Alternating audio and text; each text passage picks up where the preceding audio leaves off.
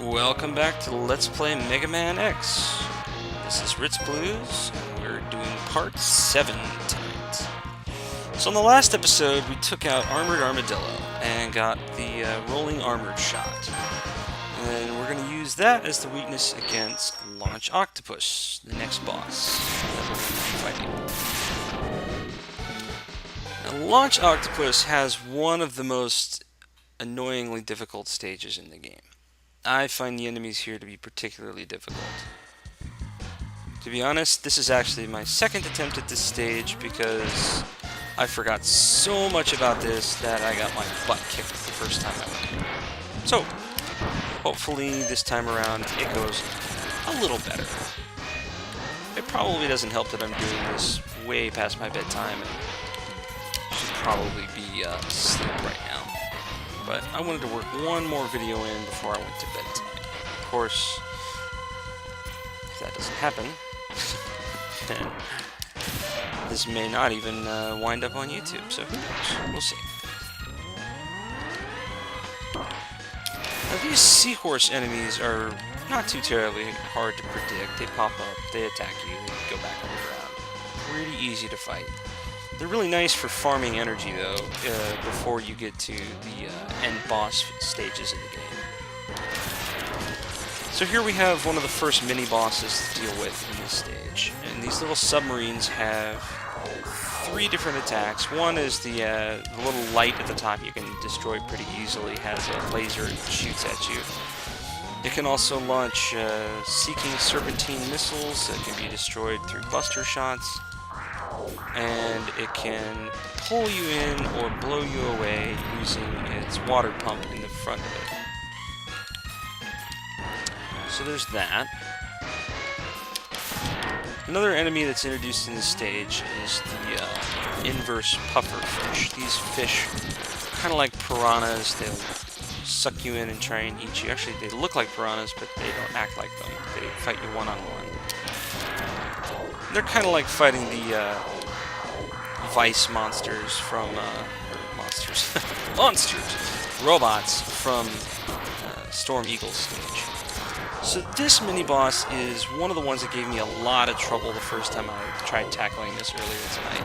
And it's because of the spikes. That one little addition makes this fight really hard if you're not paying close attention to where X is standing before fighting this ship. So, pretty easy to screw it up if you don't pay close attention.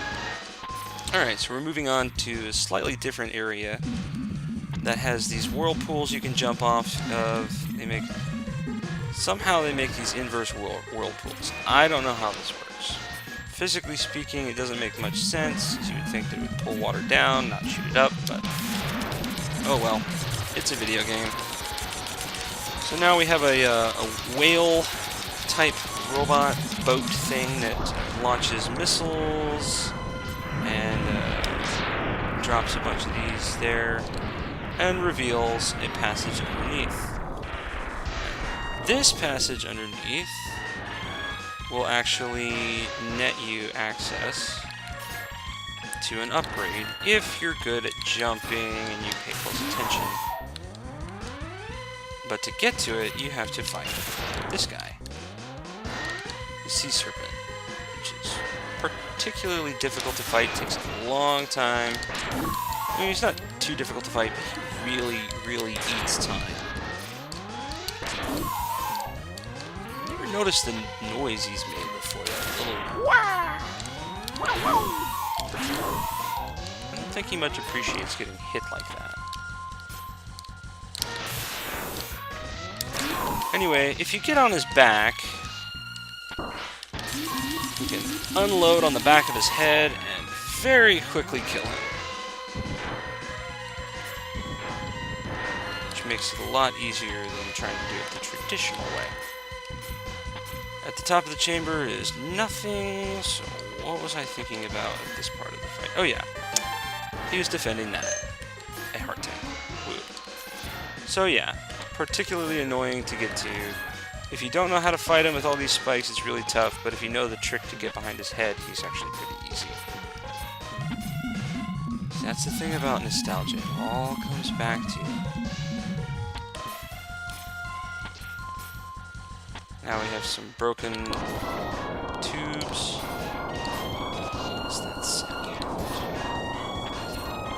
Oh, yes. We gotta fight him again. This time it's not an optional fight, and he gets to burrow through the dirt, making this a much more difficult version of the same fight. Pretty much the same concept, though. Get behind him, unload on his head, jump over him if you have to, whatever it takes.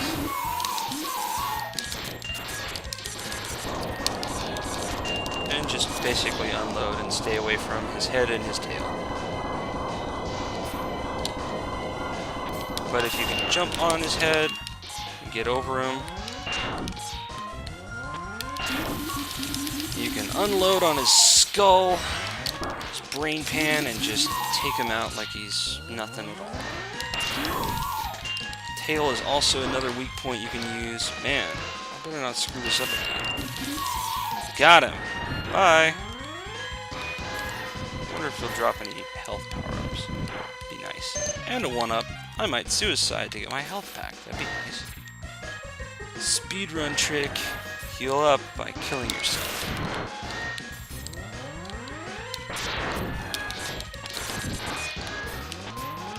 Nothing up here to get. I don't think I missed anything.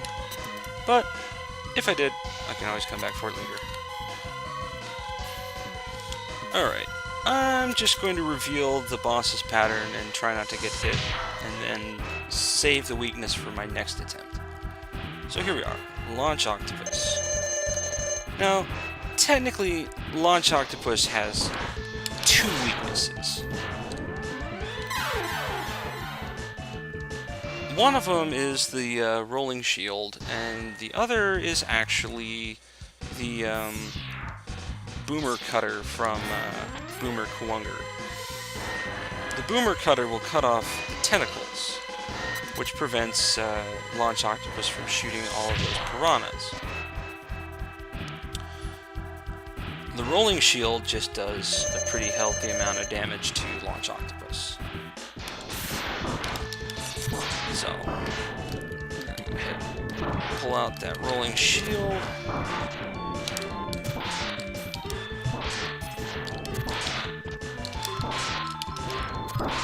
So, this is just an endurance battle where avoiding the attacks is useful. So Launch Octopus has pretty much 2 attacks. He's got missiles he can fire at you, and he's got piranhas he can shoot at you. The piranhas will seek you out, the missiles just spread out. He has one more attack that's pretty nefarious, that if you don't remove his tentacles, he can grab you and steal health from you. Which is downright creepy, a little bit H, but mostly annoying. For beating Launch Octopus, you get homing torpedoes. They're pretty cool.